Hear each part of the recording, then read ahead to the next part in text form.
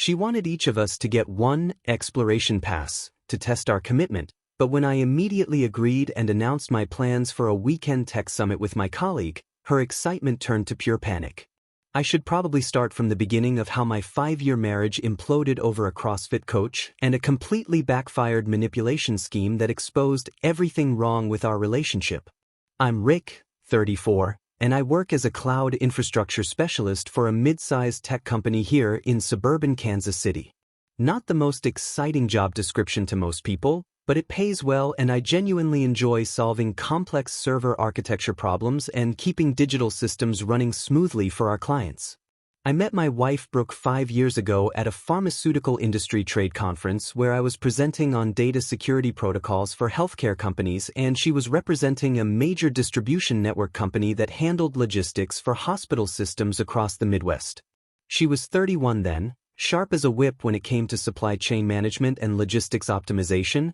and we clicked immediately over terrible hotel coffee and shared complaints about conference Wi-Fi that couldn't handle more than 50 attendees without crashing. Our relationship developed naturally from there through weekend trips to explore Kansas City's legendary barbecue scene, lazy Sunday mornings reading different sections of the paper while sharing coffee and bagels, and the comfortable rhythm that develops between two practical professionals building a life together. We discovered we both valued stability over drama, planning over spontaneity, and the quiet satisfaction of steady professional growth over flashy careers or constant excitement. We got married 3 years later in a simple but elegant ceremony at her parents' country club, bought a nice 4-bedroom colonial in Overland Park with good schools and a decent commute for both our jobs, and settled into what I genuinely believed was a solid partnership built on mutual respect and shared values. Brooke handled pharmaceutical distribution networks with the same methodical precision and attention to detail I brought to server management and network security,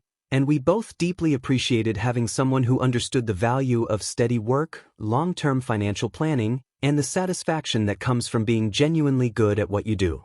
Our marriage wasn't the passionate, dramatic kind you see in movies, but it was stable and comfortable and predictable in all the ways that matter when you're building a real life together rather than just living out some romantic fantasy. That comfortable stability and mutual contentment lasted perfectly well until about 6 months ago when Brooke decided to join CrossFit Pinnacle, this elite fitness academy downtown that charged $300 a month and attracted serious fitness enthusiasts with substantial disposable income and time to burn on intensive training regimens. She'd been complaining for months about feeling sluggish and uninspired by her usual routine of yoga classes and occasional jogging, wanting to try something more physically and mentally challenging that would push her beyond her comfort zone. So I actively encouraged the expensive membership despite the significant monthly fee that represented a noticeable increase in our household expenses. Initially, I was genuinely thrilled to see her excited about physical fitness again and energized by the challenge of learning new skills and pushing her body in ways she'd never attempted before.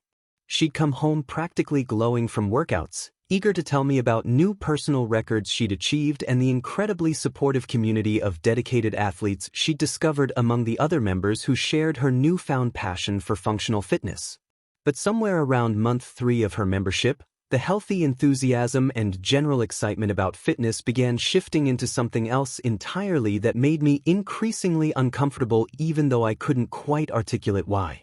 Her morning alarm started going off at 5:15 instead of her usual 6:30 because she wanted to attend the advanced sessions led by Devon, the head coach who apparently had developed some kind of revolutionary training methodology that was completely transforming how his clients approached their fitness goals. She began spending her evenings researching recovery protocols, optimal nutrition timing strategies, and advanced mobility techniques, constantly referencing what Devon had taught the class about maximizing performance and achieving breakthrough results through proper programming and mindset shifts. Her phone buzzed constantly throughout our dinners together with messages from the CrossFit group chat, and she'd interrupt our conversations to respond to what seemed like urgent discussions about workout modifications, supplementation strategies, and technique adjustments that apparently required immediate attention and couldn't wait until the next morning's training session. The late-night texting became particularly noticeable when she started staying up past midnight exchanging messages with Devon about her training progress,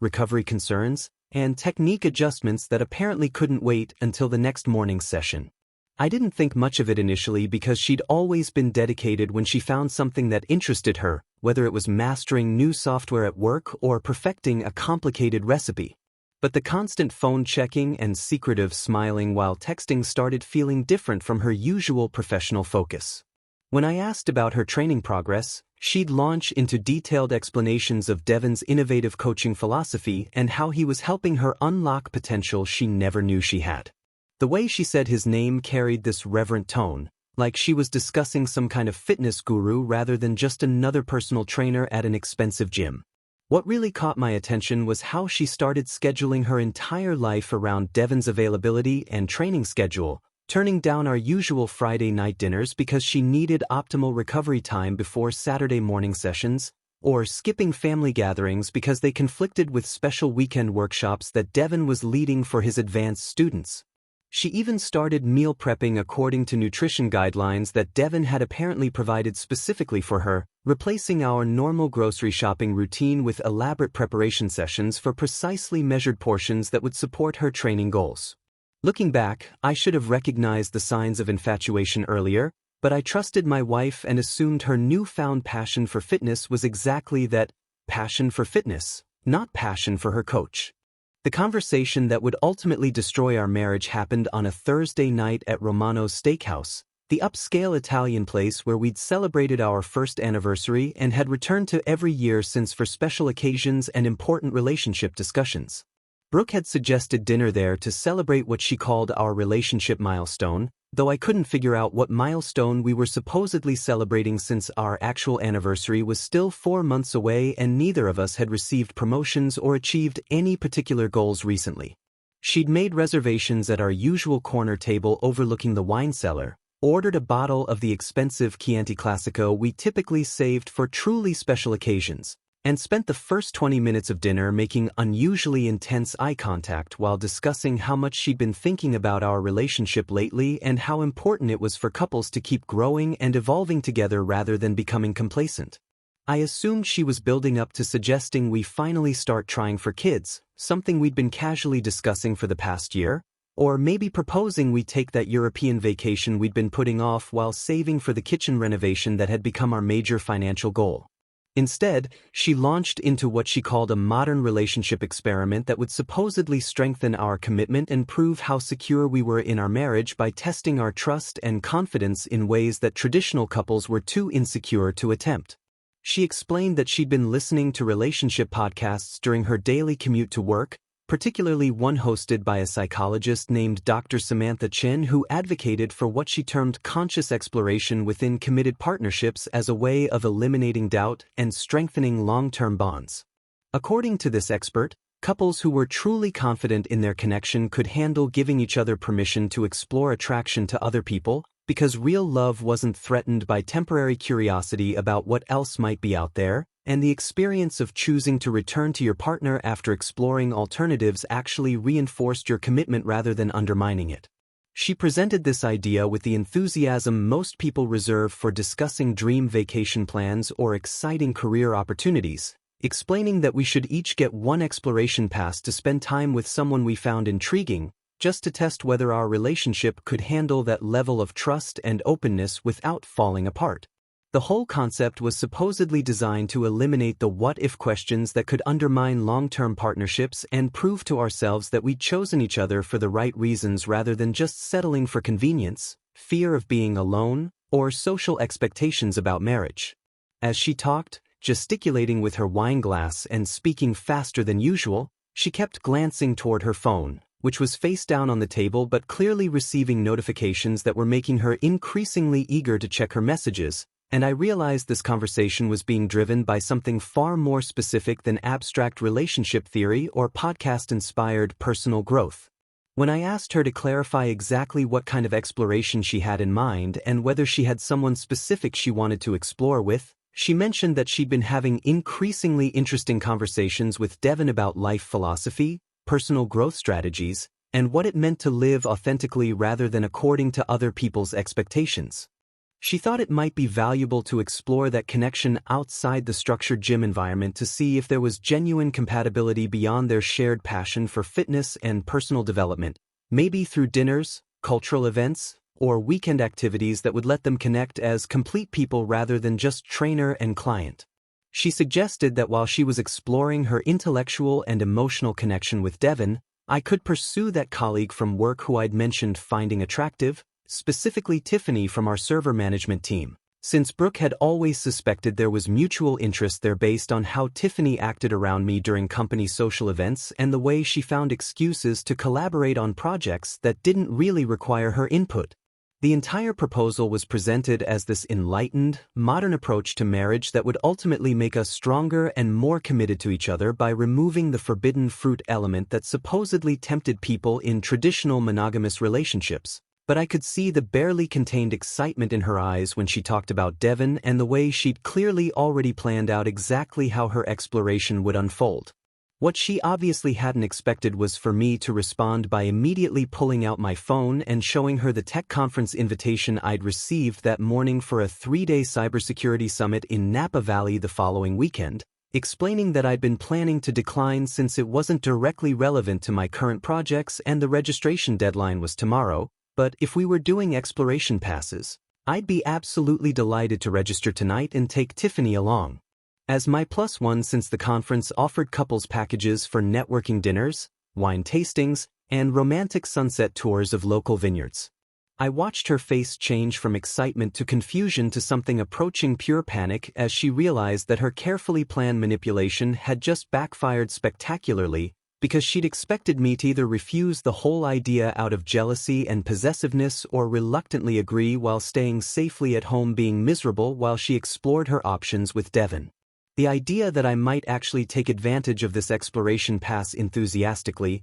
especially with someone she'd specifically mentioned and knew I worked with daily, clearly hadn't occurred to her, and I could see her rapidly trying to figure out how to walk back her proposal without admitting that the whole thing had been designed to give her permission to cheat while keeping me on the hook as her backup plan. She started suggesting that maybe we should establish some ground rules first, perhaps limit the exploration to local activities or set specific boundaries about what kinds of interactions were appropriate, but I reminded her that she'd presented this as a test of trust and security, and adding restrictions would undermine the entire concept she'd just spent 20 minutes explaining to me with such passion and conviction. I told her I'd call Tiffany first thing tomorrow morning to see if she was interested in attending the conference, and began discussing the wine country itinerary with the same enthusiasm Brooke had used to describe her Devon plan, watching her realize that she'd opened a door she couldn't close without revealing her true motivations. The rest of dinner was painfully awkward as Brooke tried to salvage her plan by suggesting we should take more time to think about it, maybe do some research on how other couples had handled similar experiments, or perhaps start with smaller, less intensive exploration activities to test the waters gradually. But I was already mentally planning the conference weekend, describing how Tiffany and I could attend the morning technical sessions and then spend the afternoons touring local wineries, enjoying romantic dinners at Michelin-starred restaurants, and taking sunset walks through the vineyard estates that made Napa Valley famous worldwide. By the time we left the restaurant, Brooke was practically vibrating with anxiety and regret, but she couldn't figure out how to back down without admitting that her modern relationship experiment had actually been a transparent attempt to get permission for an affair while keeping me waiting at home like a faithful dog. During the drive home, she made several more attempts to modify the terms of her proposal, suggesting that maybe we should wait until after the holidays to try this experiment, or perhaps we should choose people who lived in different cities to minimize the risk of ongoing complications. But I remained enthusiastically committed to the Napa Valley conference plan and kept asking her opinion about whether Tiffany and I should book the couple's massage package or focus more on the wine education seminars. The look of growing horror on her face as she realized what she'd unleashed was almost worth the price of admission to this whole ridiculous charade, and I found myself genuinely curious to see how far she'd let this play out before admitting that she'd made a terrible miscalculation. The next morning, I woke up early and called Tiffany before Brooke was even out of the shower, explaining that I'd received a last-minute opportunity to attend a cybersecurity conference in Napa Valley and wondering if she'd be interested in joining me as my guest since the company would cover both registrations and the hotel had availability for their couples package that included wine tastings and romantic dinners. Tiffany was absolutely thrilled about the unexpected professional development opportunity and the chance to visit wine country during peak season, especially since she'd been working brutal overtime hours on our latest server migration project and definitely deserved a working vacation in such a beautiful location with world-class restaurants and stunning vineyard views. I could hear Brooke's hair dryer shut off abruptly from the bathroom when she overheard me confirming flight details and discussing whether Tiffany preferred the morning or afternoon wine tasting excursions that were included in the comprehensive conference package. By the time I hung up the phone, Brooke was standing in the bathroom doorway wearing her robe with a look of absolute panic and disbelief, demanding to know what I thought I was doing and whether I'd completely lost my mind overnight or was just trying to punish her for suggesting we explore other connections. I reminded her calmly that this was exactly what we discussed at dinner the previous evening, that she'd specifically mentioned Tiffany as someone I should explore a connection with, and that the conference represented a perfect opportunity to test her modern relationship theory in a controlled environment away from our normal daily routine and the potential complications of local social circles. She immediately began backpedaling frantically, suggesting that maybe we should establish much clearer boundaries and expectations before either of us did anything irreversible, perhaps starting with innocent coffee dates or casual lunch meetings rather than jumping straight into romantic weekend getaways in wine country with overnight accommodations and couples activities. I pointed out that she'd already made elaborate plans to spend time with Devon that very evening, noting her mysterious spa appointment at 4 o'clock for what looked like a full beauty treatment followed by dinner reservations at the trendy bistro downtown where Devon apparently liked to discuss life philosophy over expensive craft cocktails and artisanal small plates in an intimate candlelit atmosphere. She tried desperately to claim that her evening with Devon was just a friendly dinner between trainer and client to discuss her fitness goals, nothing remotely like the romantic weekend I was planning with Tiffany, but I reminded her that she'd specifically described wanting to explore their intellectual and emotional connection outside the structured gym environment, which sounded exactly like what I was planning to do with my colleague in a beautiful resort setting designed for romance. The irony wasn't lost on me that she'd spent weeks meticulously planning her romantic exploration with Devon, complete with fresh highlights from her expensive colorist, a new dress I'd never seen before that probably cost more than my conference registration, and what looked suspiciously like expensive lingerie from the discreet shopping bags she'd been hiding in her closet for the past 2 weeks. Meanwhile, she'd simultaneously expected me to sit home alone being miserable about her newfound freedom to explore other men while she tested whether Devon might be a better long-term partner than her boring, stable husband who actually showed up when he said he would. Instead, I was packing my weekend bag with the same enthusiasm she'd shown while describing her plans for Devon, discussing wine regions and restaurant reservations with the kind of genuine excitement that clearly made her realize she'd created a monster she couldn't control or manipulate back into its cage. Throughout that entire day, my phone buzzed constantly with increasingly frantic text messages from Brooke asking if we could please have another serious conversation about this before I left for California,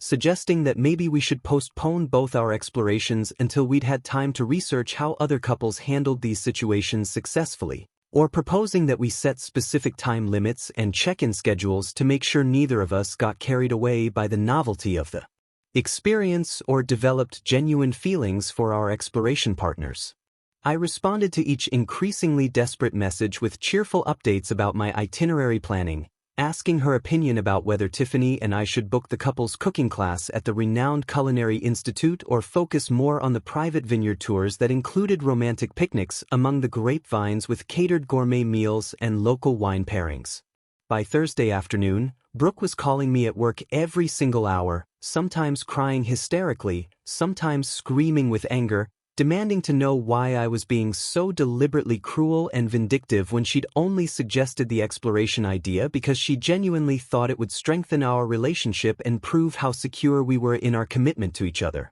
I reminded her patiently that I wasn't being vindictive at all, just enthusiastically participating in her experiment exactly as she designed it and explained it to me, and that her increasingly emotional reaction suggested she might not have thought through all the logical implications of what she was proposing when the focus was exclusively on her own romantic adventure with the fitness instructor she'd been fantasizing about for months. Friday morning arrived faster than Brooke had expected, and she made one final desperate attempt to stop my departure by claiming she felt genuinely sick and needed me to take care of her instead of abandoning her for a weekend with another woman while she was supposedly suffering from what looked suspiciously like a convenient case of anxiety-induced nausea that had appeared overnight. I brought her tea and fresh orange juice and checked her temperature with our digital thermometer before explaining sympathetically that Tiffany and I had a flight to catch in 3 hours and that she should probably start getting ready for her own exploration evening with Devon, since she'd spent so much time and money preparing for what she'd repeatedly described as a potentially life-changing experience that would help her understand what she really wanted from a romantic partnership.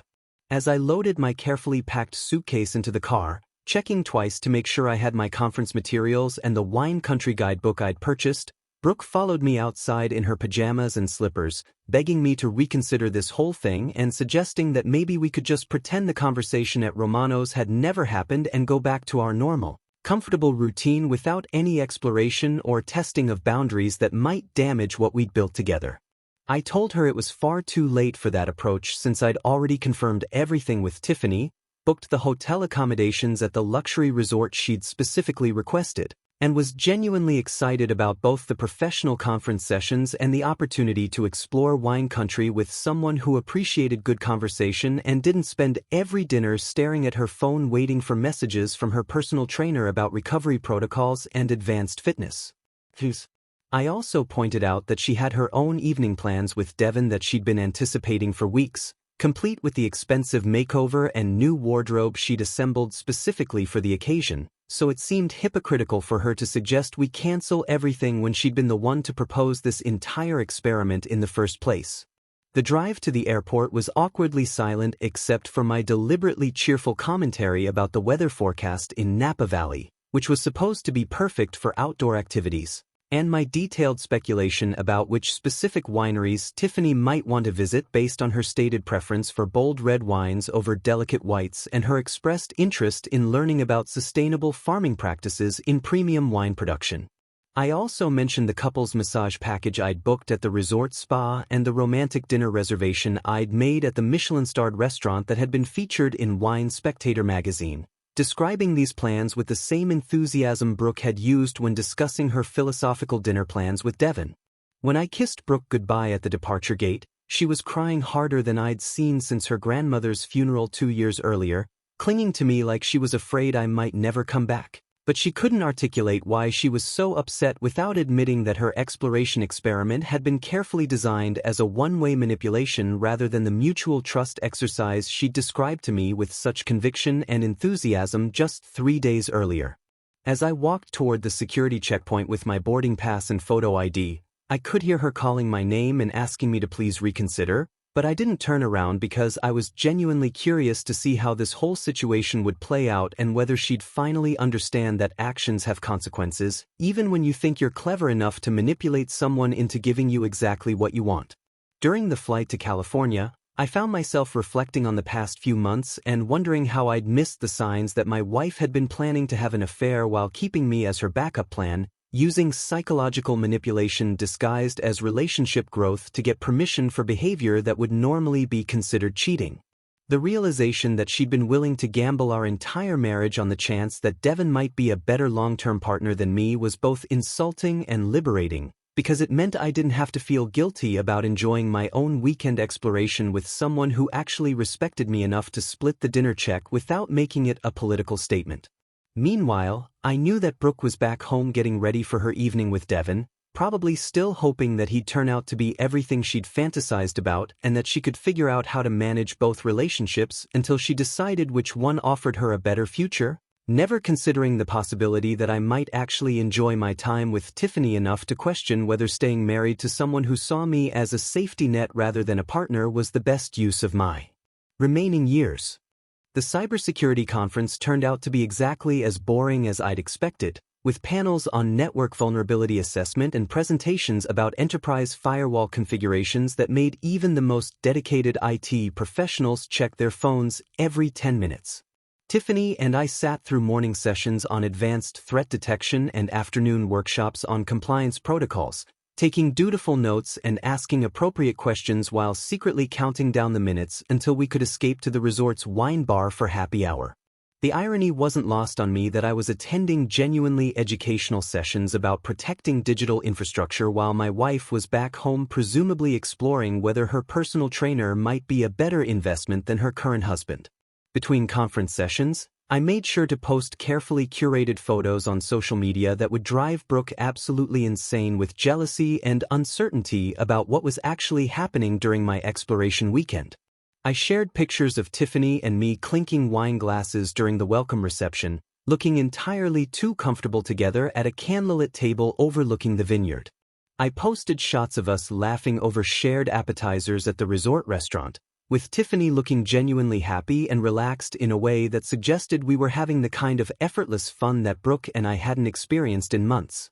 I uploaded photos from the sunset wine tasting on the resort terrace, where Tiffany and I appeared to be having deep, meaningful conversations while sampling premium Cabernet Sauvignon and enjoying the golden hour lighting that made everything look romantic and significant. Each photo was strategically designed to suggest intimacy and connection without actually showing anything inappropriate, because the truth was that Tiffany and I were just colleagues enjoying a professional conference in a beautiful location with excellent wine and food. What Brooke didn't know, and what made the whole situation even more delicious from a karmic perspective, was that Tiffany was completely unavailable for any kind of romantic exploration because she was deeply in love with her college sweetheart Marcus, who was currently finishing his residency at Johns Hopkins and planning to propose to her over Christmas break when he came home to Kansas City. Tiffany had spent most of our dinner conversations showing me photos of Marcus and discussing their plans for a spring wedding, their shared dreams of buying a house with a big backyard for the dogs they wanted to adopt,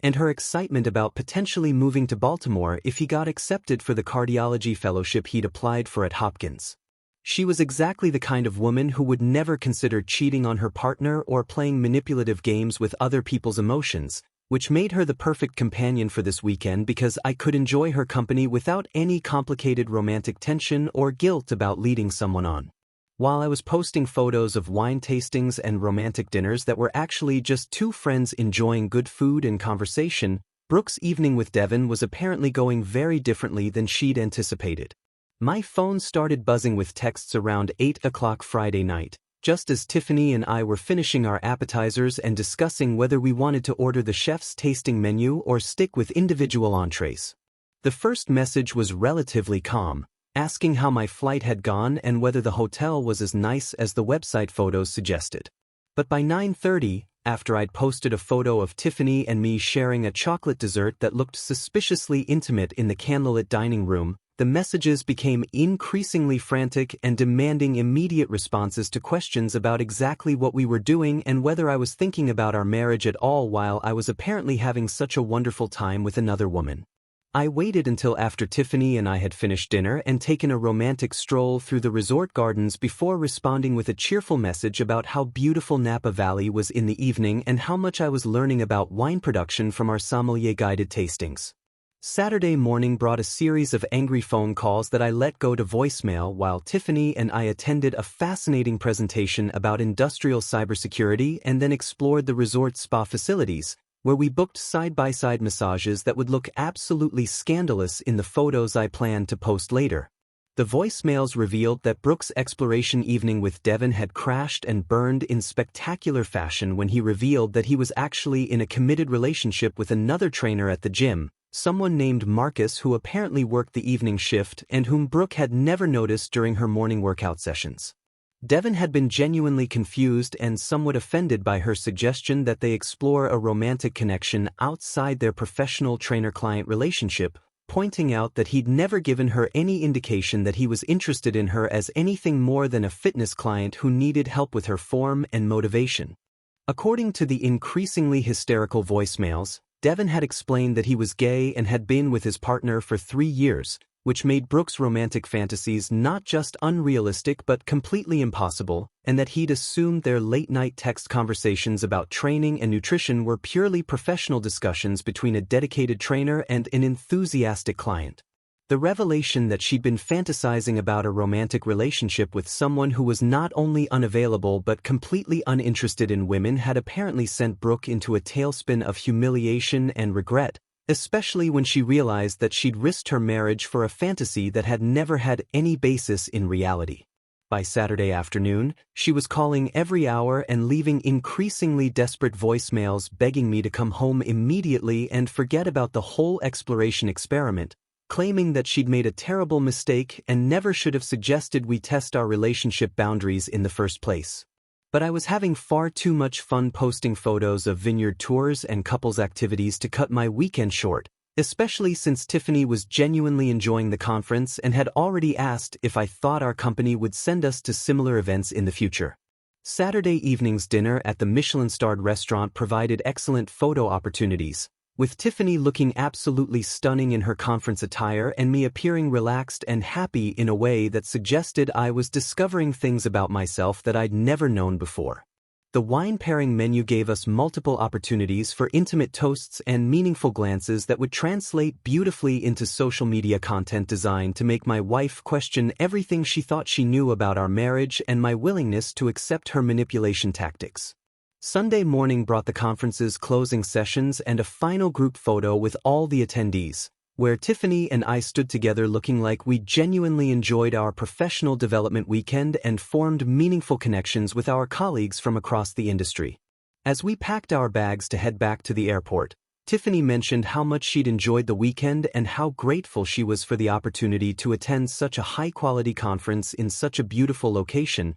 completely unaware that she'd been an unwitting participant in my wife's relationship experiment. The flight home gave me time to check all the frantic messages that had accumulated over the weekend, including several voicemails where Brooke was sobbing about how sorry she was and how much she wanted to forget the whole exploration idea and go back to our normal life together. There were also multiple text messages demanding to know exactly what had happened between Tiffany and me, whether we'd been physically intimate, and if I was planning to continue our relationship after returning to Kansas City. I found it fascinating that she was so concerned about my potential infidelity when she'd been the one to propose the whole experiment in the first place, apparently expecting me to remain completely faithful while she tested whether Devon might be a better romantic partner than her boring, stable husband. The final message was a long, rambling text where she admitted that Devon had rejected her advances and explained that he was in a committed relationship with someone else, making her realize that she'd risked our marriage for a fantasy that had never been based in reality.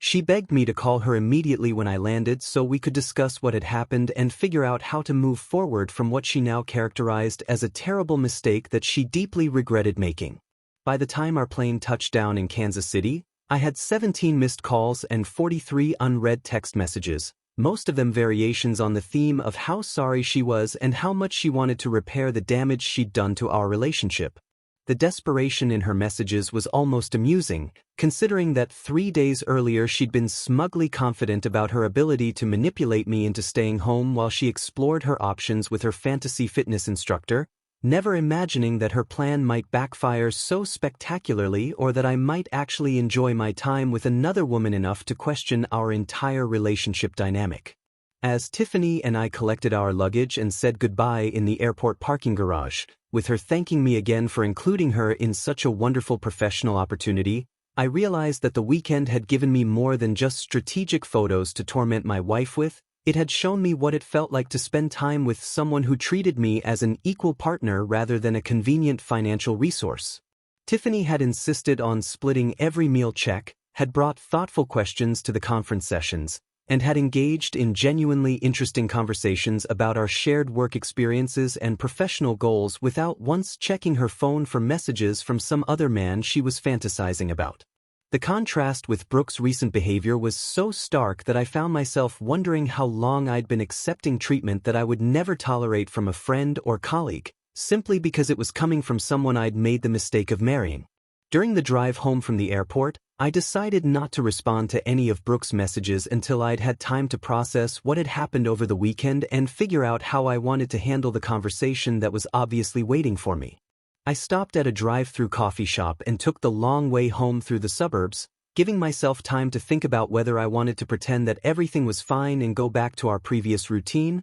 or whether this weekend had revealed fundamental problems in our relationship that couldn't be fixed with apologies and promises to do better. The photos I'd posted from Napa Valley weren't just strategic manipulation designed to make Brooke jealous. They represented genuine moments of happiness and connection that I hadn't experienced with my own wife in months, possibly years. Tiffany's easy laughter and thoughtful conversation had reminded me what it felt like to be with someone who actually enjoyed my company rather than someone who saw me primarily as a source of financial security and social status. When I finally pulled into our driveway, I could see Brooke watching from the living room window, probably having monitored my location through the shared family tracking app she'd insisted we install for safety purposes but which I now realized she'd been using to keep tabs on my movements and schedule. She opened the front door before I could even get my suitcase out of the trunk, rushing toward me with the desperate energy of someone who'd spent the entire weekend realizing that her brilliant manipulation strategy had completely backfired and left her worse off than when she started.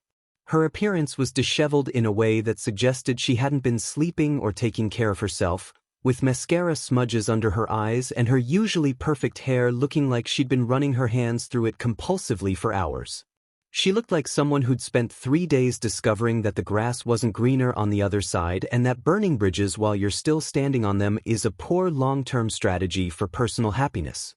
Before I could even set my suitcase down in the entryway, Brooke was sobbing and throwing her arms around me like I was returning from a war zone rather than a professional conference in wine country. Her desperate apologies came tumbling out in a rush of words about how sorry she was, how stupid she'd been to suggest the exploration experiment, and how much she'd missed me while I was gone, as if 3 days apart was some kind of unprecedented separation that had taught her valuable lessons about the importance of our marriage. I stood there holding my suitcase and laptop bag while she clung to me, noticing that she smelled like she'd been chain-smoking cigarettes and drinking wine alone, two behaviors she'd supposedly given up years earlier but apparently reverted to during stressful situations. When she finally stepped back to look at my face, searching for signs of forgiveness or reassurance, I could see the panic in her eyes as she tried to gauge how much damage she'd done and whether there was any possibility of returning to our previous comfortable routine without addressing the fundamental issues her experiment had exposed. The question started immediately, delivered with the desperate intensity of someone who'd spent the entire weekend imagining worst-case scenarios and working herself into a state of complete emotional breakdown. She wanted to know exactly what had happened between Tiffany and me, whether we'd been physically intimate, if we discussed our feelings for each other, and what my plans were regarding our relationship going forward. Each question revealed how little she actually understood about my character or the situation she'd created, because she seemed genuinely surprised when I told her that nothing inappropriate had happened and that Tiffany was completely unavailable for romantic exploration because she was deeply committed to her fiancé Marcus. The relief on her face when she learned that my weekend exploration had been entirely platonic was almost insulting, as if she'd expected me to abandon all moral principles and betray my marriage vows simply because she'd given me permission to do so. She seemed to think that my restraint and respect for appropriate boundaries somehow proved that I was still committed to our marriage, completely missing the point that her willingness to risk everything for a fantasy relationship with her fitness instructor revealed a fundamental lack of respect for what we'd built together over 5 years. As she led me into the living room and started explaining what had happened during her evening with Devon, I realized that the weekend had been even more humiliating for her than I'd imagined from her frantic voicemails and text messages. She described how she'd spent hours getting ready for what she'd expected to be a romantic dinner that might change the trajectory of her entire life, only to discover within the first 10 minutes that Devon was gay, committed to his long-term partner Marcus, and completely confused about why she'd assumed their professional relationship had romantic potential. According to her tearful account, Devon had been kind but firm in explaining that he'd never given her any indication of personal interest and that their text conversations about training and nutrition had been purely professional from his perspective, despite her interpretation of them as flirtatious and meaningful exchanges that suggested mutual attraction. The revelation that she'd been fantasizing about a romantic relationship with someone who was not only unavailable but completely uninterested in women had apparently sent her into a spiral of humiliation and self-doubt that lasted the entire weekend. She'd spent Saturday and Sunday obsessing over every interaction she'd had with Devon over the past few months, trying to figure out how she'd so completely misread the situation and convinced herself that he was interested in her as more than just another client who needed help with her fitness goals. But what bothered me most about her explanation wasn't the embarrassment she'd experienced or even the fact that she'd risked our marriage for a fantasy. It was her assumption that because her exploration had failed, we could simply pretend the whole thing had never happened and return to our previous relationship dynamic without addressing the underlying issues that had led to this situation in the first place. She seemed to think that her humiliation and regret were sufficient punishment for her behavior and that my apparent faithfulness during the weekend meant we were even, as if the problem had been the specific execution of her plan rather than the fundamental disrespect and manipulation it represented. As she continued talking, describing how lonely and miserable she'd been while I was in California and how much she'd realized she loved and needed me, I found myself thinking about the contrast between her desperate, clingy behavior and Tiffany's easy confidence and independence. Tiffany had never once acted like she needed validation or reassurance from me, had never checked her phone obsessively waiting for messages from other men, and had never treated our professional relationship as an opportunity to manipulate someone into providing her with emotional or financial security. The difference was so stark that I began to wonder whether Brooke's supposedly mature realization about the importance of our marriage was actually just panic about losing her safety net rather than genuine appreciation for me as a person and partner. When she finally finished her confession and apology marathon, she looked at me expectantly, clearly waiting for me to reassure her that everything was forgiven and that we could move forward as if nothing had happened. Instead, I told her I needed some time to think about everything that had occurred over the weekend and what it meant for our relationship going forward, explaining that her willingness to risk our marriage for a fantasy suggested we had some serious underlying problems that couldn't be fixed with apologies and promises to do better. The look of shock and fear on her face when she realized I wasn't immediately forgiving her and pretending everything was fine was almost comical, as if she'd expected me to be so grateful for her attention and commitment that I'd overlook the fact that she'd been prepared to discard our entire relationship if Devon had turned out to be interested in her romantically. But the real explosion came when I mentioned casually that the weekend had given me some valuable perspective on what I actually wanted from a romantic relationship and that spending time with someone who treated me as an equal partner rather than a convenient resource had been more enlightening than I'd expected. The panic in her eyes turned to pure terror as she realized that her manipulation experiment might have had consequences she'd never anticipated, and that I might have learned some uncomfortable truths about our relationship dynamic that couldn't be undone with tears and desperate apologies. That's when she made the fatal mistake of demanding to know exactly what I meant by that comment, as if she had the right to interrogate me about my weekend activities after spending months planning her own romantic exploration with another man. I explained calmly that Tiffany had insisted on paying for her own meals, had engaged in thoughtful conversations about our shared professional interests, and had treated me like an equal partner throughout the entire weekend rather than someone whose primary value was providing financial security and social status. The contrast with Brooke's recent behavior was so obvious that I didn't need to spell it out explicitly, but she clearly understood the implication because her desperate apologies immediately shifted into angry accusations about how unfair I was being and how I was punishing her for one mistake that she'd already apologized for repeatedly. She claimed that I was being emotionally manipulative by comparing our marriage to a casual weekend with a colleague, as if the problem was my unrealistic expectations rather than her willingness to gamble our entire relationship on a fantasy about her fitness instructor. The conversation devolved rapidly from there, with Brooke cycling through every emotional manipulation tactic she'd apparently learned from her relationship podcasts, including tears about how much she loved me, anger about my supposed cruelty and vindictiveness, guilt trips about how hard she'd worked to make our marriage successful, and threats about how I was destroying everything we'd built together over one small mistake that any reasonable person would forgive. But what she couldn't seem to understand was that the problem wasn't her specific attraction to Devon or even her willingness to act on it. It was the fundamental disrespect and entitlement that had led her to design an experiment where she got permission to explore other options while expecting me to wait at home being miserable until she decided whether I was worth keeping. The more she talked, the clearer it became that she viewed our marriage as a safety net rather than a partnership, and that her panic about my weekend wasn't driven by love or commitment but by fear of losing the financial and emotional security I provided while she figured out what she actually wanted from life. When I pointed this out, she became absolutely hysterical, screaming about how unfair and cruel I was being and how I was twisting everything she'd said to make her look like some kind of gold digger when she'd only suggested the exploration experiment because she wanted us to be completely honest with each other about our feelings and attractions.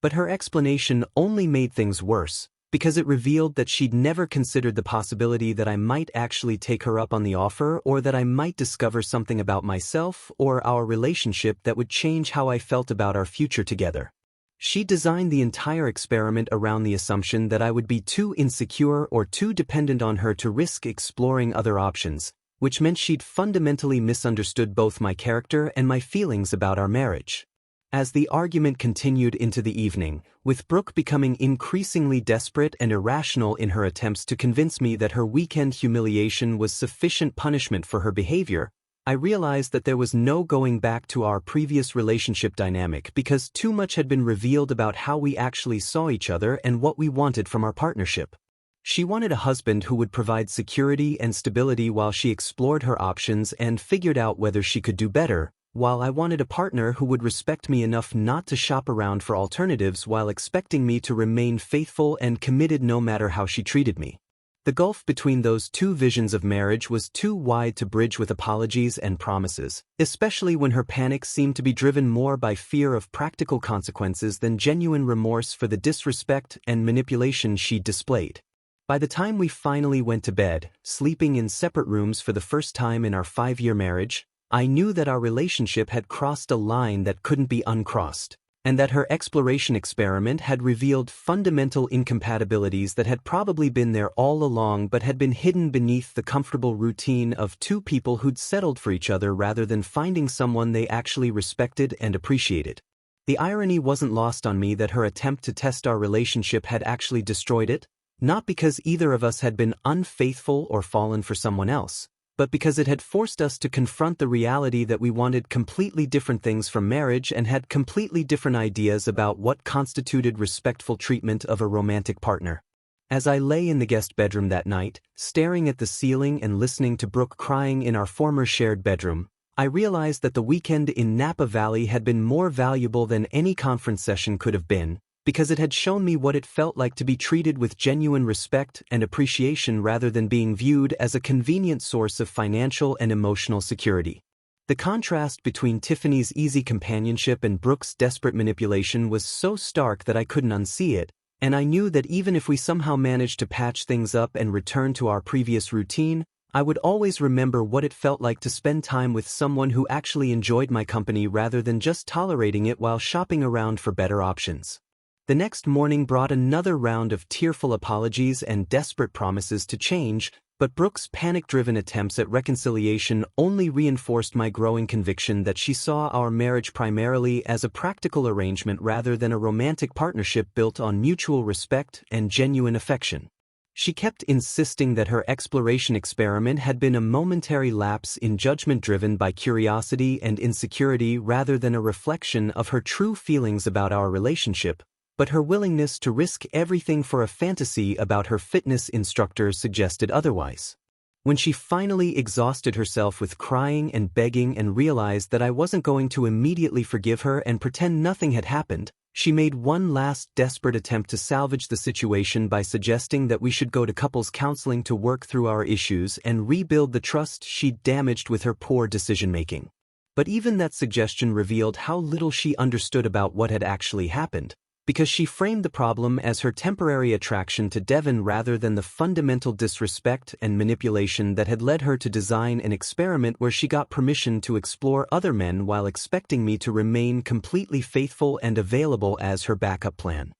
2 weeks later, I was sitting in Dr. Patricia Hernandez's office listening to Brooke explain to our couples counselor how her exploration experiment had been a temporary lapse in judgment caused by stress and confusion about our relationship goals, rather than a calculated attempt to keep me as her safety net while she tested whether she could find someone better. The way she told the story, you'd think she'd been the victim of some kind of psychological manipulation by podcast hosts and fitness influencers who'd convinced her that testing relationship boundaries was a healthy way to strengthen commitment and eliminate doubt about long-term compatibility. She described her attraction to Devon as a harmless crush that had gotten out of hand due to my supposed emotional distance and her need for more excitement and validation in our relationship, completely omitting the months of planning, the expensive makeover, and the elaborate fantasy she'd constructed about building a life with someone who supposedly understood her better than her boring, stable husband ever could. Dr. Hernandez listened patiently to Brooke's carefully edited version of events, occasionally asking clarifying questions about the timeline and the specific conversations we'd had about exploring relationships outside our marriage, but I could see her taking notes and mentally cataloging the inconsistencies in Brooke's account of what had happened and why. When it was my turn to share my perspective, I explained calmly how the exploration experiment had revealed fundamental differences in how we viewed marriage, commitment, and respect for romantic partners, pointing out that Brooke had designed the entire arrangement around the assumption that I would remain faithful and available while she tested her options with someone she'd been fantasizing about for months.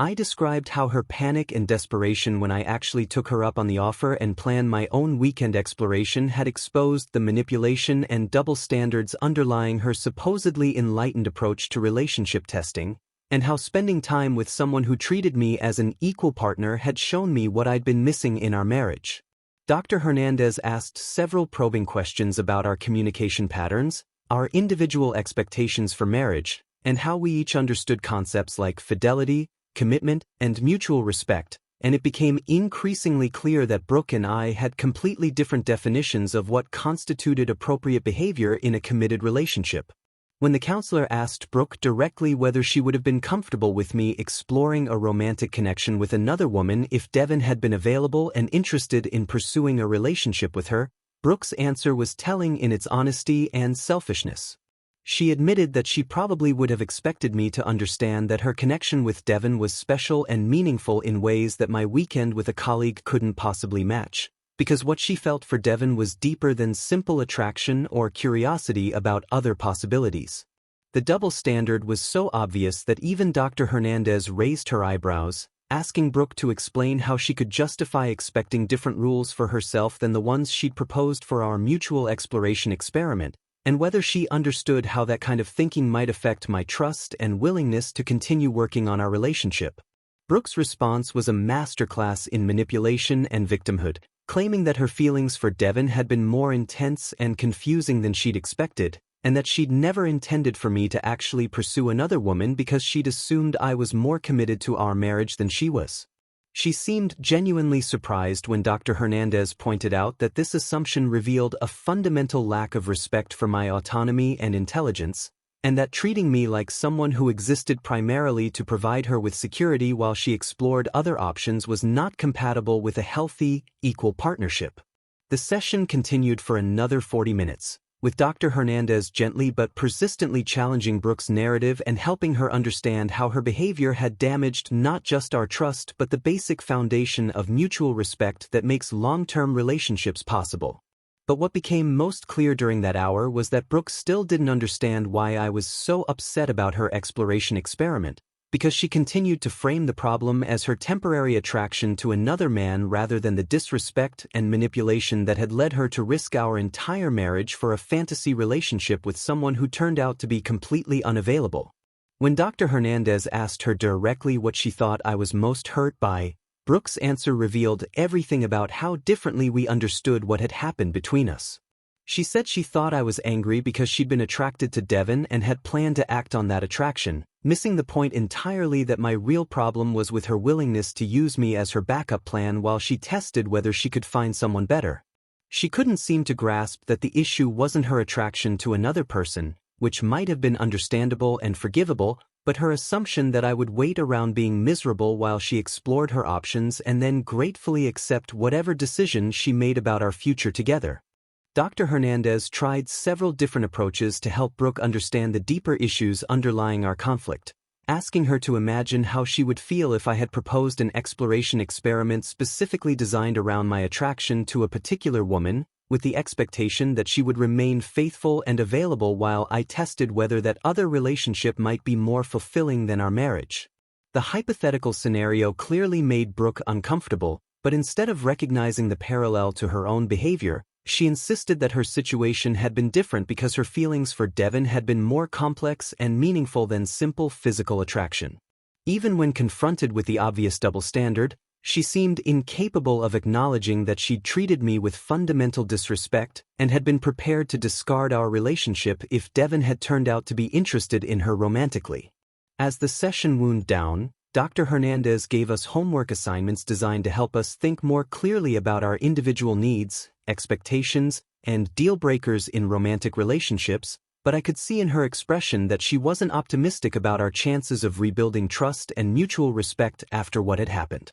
She scheduled us for another appointment the following week, but suggested that we might also want to consider individual counseling to work through our personal issues and figure out what we each actually wanted from marriage before trying to repair the damage Brooke's experiment had caused to our partnership.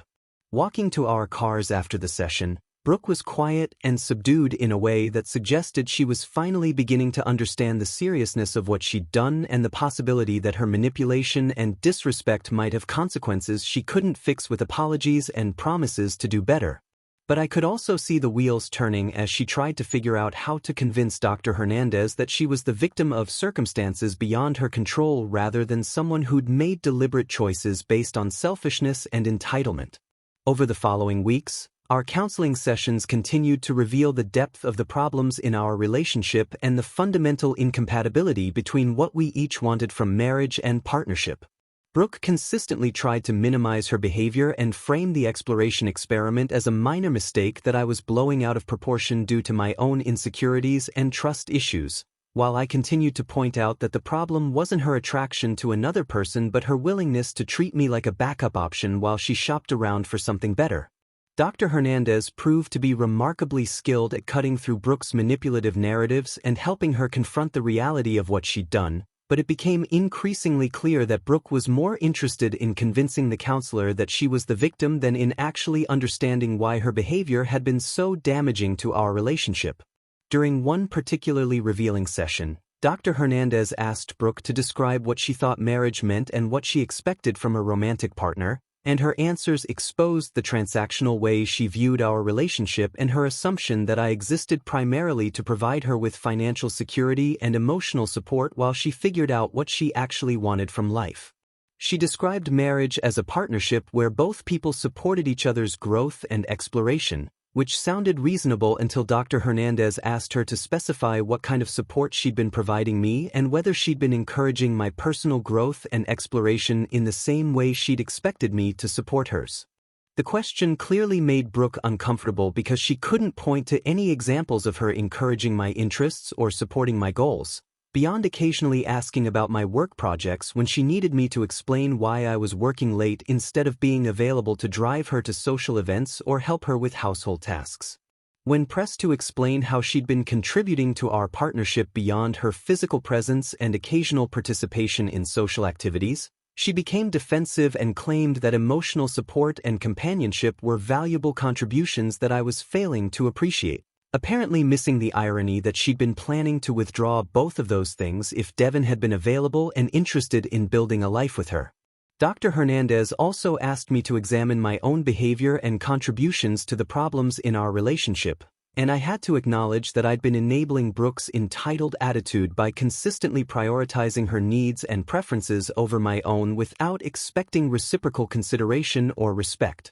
I'd fallen into the pattern of treating her like a princess who needed to be pampered and protected rather than an equal partner who should contribute meaningfully to our shared life, partly because her beauty and charm had made me feel grateful for her attention and partly because I'd mistaken her willingness to accept my support for genuine appreciation and commitment. But while I could acknowledge my role in creating the dynamic that had led to this crisis, I couldn't ignore the fact that Brooke had been willing to discard our entire relationship for a fantasy and had only reconsidered when her backup plan fell through and she realized she might actually lose the security and comfort I provided. The more we talked in therapy, the clearer it became that we wanted fundamentally different things from marriage and had completely different ideas about what constituted love, respect, and commitment in a romantic partnership. Dr. Hernandez eventually suggested that we might benefit from a trial separation to give ourselves space to think clearly about what we each wanted and whether those desires were compatible with continuing our marriage, but Brooke panicked at the suggestion and begged me not to give up on us when we'd made so much progress in understanding each other's perspectives.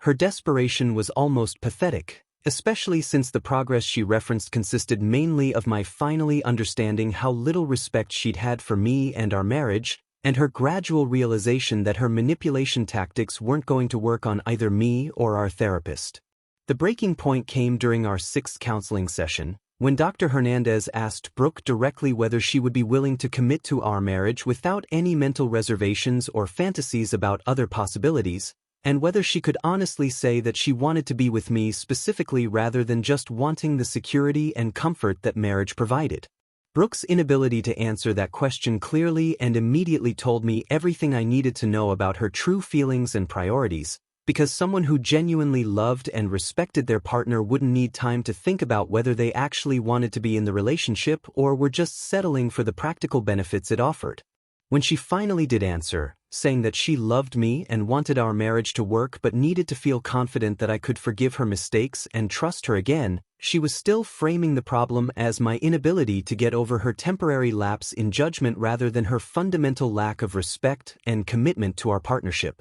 Dr. Hernandez pointed out gently that forgiveness and trust were earned through consistent demonstration of changed behavior and genuine remorse, not demanded as prerequisites for continuing to work on relationship problems, and that Brooke's continued attempts to minimize her behavior and shift responsibility to me suggested she might not have learned the lessons she claimed to have absorbed from our counseling sessions. That evening, as we drove home from what would turn out to be our final therapy appointment together, I told Brooke that I'd decided to file for divorce because our counseling sessions had convinced me that we were fundamentally incompatible and that her exploration experiment had revealed problems that couldn't be fixed with good intentions and professional guidance. Her reaction was exactly what I'd expected, a combination of shock, tears, and angry accusations about how I was giving up on our marriage without really trying to work through our problems, as if 6 weeks of counseling and months of her disrespectful behavior hadn't provided sufficient evidence that we wanted completely different things from a romantic partnership. She begged me to reconsider, promising that she would do whatever it took to rebuild my trust and prove that she was committed to our marriage, but I could see in her eyes that she still didn't understand why her exploration experiment had been so damaging or what she would need to change about herself to become the kind of partner who deserved trust and respect. The desperation in her voice as she pleaded with me not to throw away 5 years of marriage over one mistake revealed that she still viewed the problem as my inability to forgive her rather than her fundamental lack of respect and commitment to our relationship, and I realized that no amount of counseling or conversation was going to help her understand the difference between genuine remorse and manipulative damage control. The divorce proceedings moved faster than either of us had expected, partly because we had no children to complicate custody arrangements and partly because we'd kept our finances relatively separate throughout our marriage, with individual retirement accounts and investment portfolios that made dividing assets straightforward. Brooke hired an expensive attorney who specialized in high-conflict divorces, apparently hoping to drag out the process and pressure me into reconsidering, but my lawyer pointed out that we had a clear prenuptial agreement and no disputed property, making the whole thing essentially a matter of paperwork rather than lengthy negotiations. During our final mediation session, Brooke made one last desperate attempt to convince me that we should try a different therapist or take a longer break to work on ourselves individually before making such a permanent decision, but I could see that she was still more concerned about losing the lifestyle and security our marriage provided than about actually understanding what had gone wrong between us. Her attorney tried several different strategies to complicate the proceedings, including suggesting that I had manipulated Brooke into proposing the exploration experiment as part of some elaborate plan to justify divorcing her, but the timeline and evidence made it clear that the entire idea had been her initiative from start to finish. The most telling moment came when Brooke's lawyer asked me during my deposition whether I would consider reconciliation if my client agreed to attend individual therapy and demonstrate genuine commitment to changing the behaviors that had damaged our marriage. I explained calmly that the problem wasn't specific behaviors that could be modified through therapy, but fundamental differences in how we understood respect, commitment, and partnership in a romantic relationship, and that Brooke's exploration experiment had revealed incompatibilities that couldn't be fixed with good intentions and professional help. When pressed to elaborate, I described how her willingness to risk our entire marriage for a fantasy relationship with her fitness instructor, combined with her assumption that I would remain faithful and available while she tested other options, demonstrated a level of entitlement and disrespect that was incompatible with the kind of equal partnership I wanted from marriage. The deposition lasted 3 hours, with Brooke's attorney trying repeatedly to paint me as vindictive and unreasonable for refusing to give my wife a second chance after one mistake, but my lawyer had prepared me well for these tactics, and I was able to respond calmly and consistently to every question. Meanwhile, Brooke was struggling with the practical realities of single life in ways that revealed how much she depended on me for financial and emotional support throughout our marriage. She'd moved back in with her parents temporarily, claiming she needed time to figure out her next steps, but I suspected she was having trouble affording her own place on her pharmaceutical distribution salary, especially after maintaining the expensive lifestyle our dual income had made possible. Her social media presence, which had been carefully curated to showcase her fitness progress and relationship with Devon before the exploration experiment,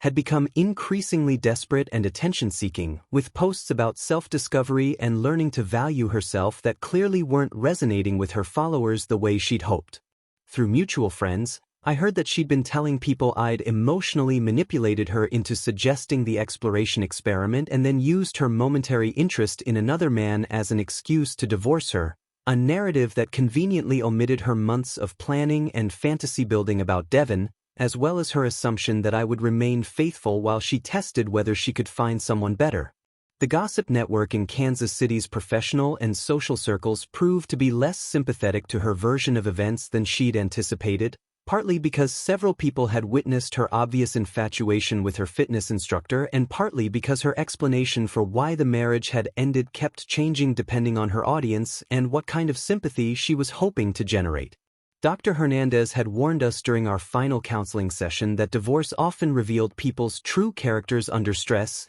and Brooke's behavior during the proceedings confirmed that assessment in ways that made me grateful I'd discovered her fundamental selfishness and entitlement before we'd had children or built even more complicated financial entanglements. 6 months after our divorce was finalized, I heard through a former colleague that Brooke had started dating a conservative insurance adjuster named Robert who apparently shared none of her interests in fitness, personal growth, or modern relationship experiments, but who provided the financial security and traditional relationship structure she'd ultimately decided she wanted more than passion or intellectual connection. The irony wasn't lost on me that she'd ended up with exactly the kind of boring, stable provider she'd apparently taken me for granted as, except that Robert reportedly expected her to quit her job and focus on maintaining their household and social calendar rather than pursuing her own career goals or expensive hobbies. According to the gossip I received, she'd given up CrossFit entirely after the humiliation of her misplaced fantasy about Devon,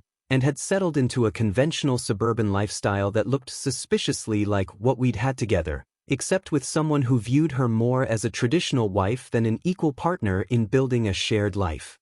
Meanwhile, my own life had improved dramatically in ways I hadn't fully anticipated when I'd made the decision to end our marriage. The promotion I'd been offered during the week of Brooke's exploration experiment had led to additional opportunities and a substantial salary increase that made the expensive divorce attorney fees feel like a worthwhile investment in my future happiness and peace of mind. I'd moved into a downtown loft that reflected my actual tastes and interests rather than the compromise aesthetic Brooke had insisted on for our suburban house, and I discovered that living alone was far more enjoyable than living with someone who viewed me primarily as a source of security rather than a partner she genuinely respected and appreciated. Tiffany and I had remained friends and professional colleagues, though she'd gotten engaged to her longtime boyfriend Marcus just as I'd expected, and their obvious happiness and mutual respect served as a constant reminder of what a healthy relationship actually looked like when both people genuinely wanted to be together.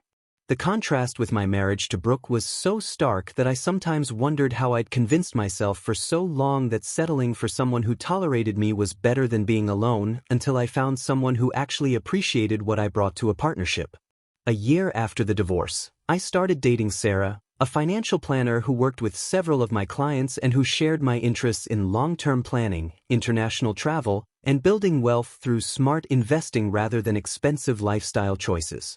The difference between dating someone who had her own career goals and financial independence and being married to someone who expected me to fund her expensive tastes while she fantasized about other men was like comparing genuine partnership to elaborate performance art, and I realized how much energy I'd been wasting trying to make someone happy who had never actually wanted to be with me in the first place. Sarah and I took our time getting to know each other, building a relationship based on mutual respect and shared values rather than physical attraction and social convenience, and when we finally moved in together after 8 months of dating, it felt like coming home to myself after years of trying to be someone else's version of an ideal husband. 2 years later, when Sarah and I got engaged, I realized that Brooke's exploration experiment had actually been the best thing that could have happened to our marriage, because it had revealed the fundamental problems in our relationship before we'd wasted even more years trying to build a life together on the foundation of her entitlement and my willingness to accept less than I deserved from a romantic partner.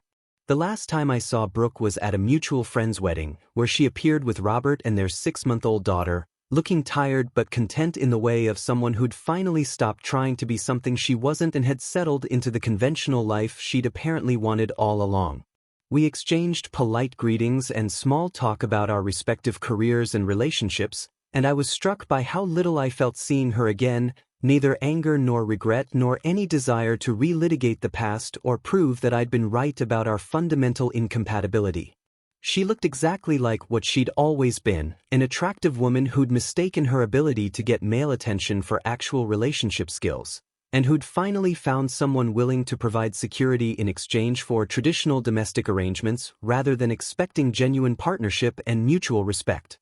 As Sarah and I danced at the reception, I found myself grateful for the painful lesson Brooke's exploration experiment had taught me about the difference between settling for someone who looked good on paper and finding someone who actually wanted to build a life with me rather than just benefit from the life I could provide for them. The contrast between my marriage to Brooke and my relationship with Sarah was so dramatic that it sometimes felt like I was living in a completely different universe, one where romantic partnerships were based on mutual respect and shared goals rather than financial convenience and social expectations. Sarah never once asked me to pay for her expenses or fund her lifestyle choices, instead insisting that we split costs fairly and build our wealth together through smart investing and careful financial planning, treating our relationship as a genuine partnership rather than an opportunity for one person to benefit at the other's expense. When we bought our house together, she contributed equally to the down payment and took an active role in every decision about location, features, and financing, approaching the purchase as something we were doing together rather than something I was providing for her benefit and comfort. Our wedding planning reflected the same dynamic, with Sarah handling the logistics and vendor negotiations with the same professional competence she brought to her financial planning practice, while I focused on the technical aspects of coordinating schedules and managing the budget we'd established together for the entire celebration. The difference between planning a life with someone who viewed marriage as a partnership and someone who viewed it as a meal ticket was so profound that I sometimes wondered how I'd tolerated Brooke's entitled attitude for as long as I had, especially when Sarah's approach to problem-solving and decision-making reminded me daily what genuine collaboration actually looked like in practice. 3 years into our marriage, when Sarah was promoted to senior partner at her firm and I received an offer to lead a major cloud infrastructure project for a Fortune 500 company, we celebrated each other's professional achievements with the kind of genuine pride and support that I'd never experienced with Brooke, who'd always seemed more interested in what my success meant for her lifestyle than in my personal satisfaction and career growth. The realization that I was married to someone who actually wanted me to succeed rather than someone who saw my achievements primarily as resources for her own benefit was both gratifying and sobering, because it highlighted how much of my previous marriage had been built on fundamental misunderstandings about love, respect, and mutual support in romantic relationships. Meanwhile, through the inevitable gossip network that connects professional and social circles in a city like Kansas City, I continued to hear occasional updates about Brooke's life that confirmed my decision to divorce her had been absolutely correct in every possible way. Her marriage to Robert had produced 2 children in rapid succession, but friends reported that she seemed increasingly frustrated by the limitations of traditional suburban motherhood and the complete absence of excitement or adventure in her carefully structured domestic routine. Apparently, Robert's idea of romance was taking her to chain restaurants for anniversary dinners and buying practical gifts like kitchen appliances and household organizing systems, treating their marriage more like a business arrangement than a romantic partnership, which was ironic considering that she'd left our relationship partly because she'd wanted more passion and spontaneity than my supposedly boring stability had provided. The CrossFit gym where she developed her fantasy about Devon had closed down during the pandemic, and according to mutual acquaintances, she'd never found another fitness community that gave her the same sense of excitement and possibility, settling instead for occasional yoga classes at the community center and home workout videos that reminded her daily of what she'd lost when her exploration experiment had backfired so spectacularly. Her social media presence had evolved from carefully curated lifestyle content showcasing her fitness progress and relationship goals to generic mommy blogger material about the challenges and joys of raising children, though even those posts had a slightly desperate quality that suggested she wasn't entirely satisfied with the conventional life she'd chosen after her divorce forced her to confront the reality of what she actually wanted versus what she'd thought she deserved. The last substantial update I received about her situation came from a former colleague who'd run into her at a grocery store, where she'd apparently spent 20 minutes complaining about Robert's lack of ambition and romantic imagination, seemingly oblivious to the irony that she'd chosen financial security over genuine connection and was now discovering that settling for someone who could provide stability wasn't the same as finding someone who actually inspired or challenged her in meaningful ways. According to this report, she'd asked several probing questions about my current situation, expressing surprise that I'd remarried and seemed genuinely happy with someone who shared my supposedly boring interests in financial planning and long-term goal setting, as if she'd expected me to remain single and miserable as proof that she'd been the best I could do in terms of romantic partnership. The conversation had apparently ended with her commenting that some people were just lucky enough to find partners who appreciated their particular qualities, missing the point entirely that luck had nothing to do with my happiness with Sarah, which was based on mutual respect, shared values, and genuine compatibility rather than physical attraction and social convenience. 5 years after our divorce, I received an unexpected LinkedIn message from Brooke congratulating me on a professional achievement that had been featured in a trade publication, and her note included a subtle suggestion that we should meet for coffee sometime to catch up on old times. I showed the message to Sarah, who laughed and pointed out that Brooke was probably experiencing a midlife crisis and was nostalgic for the excitement she'd associated with our relationship before she'd destroyed it. Sarah's analysis proved accurate when I politely declined the coffee invitation, and Brooke responded with a longer message describing how much she'd learned about relationships since our divorce, and how she'd come to realize that she'd made a terrible mistake in not appreciating what we'd had together. I deleted the message without responding and blocked her on all professional networking platforms, realizing that even 5 years later, she still didn't understand that the problem with our marriage hadn't been timing or personal maturity, but fundamental incompatibilities that no amount of personal growth could bridge.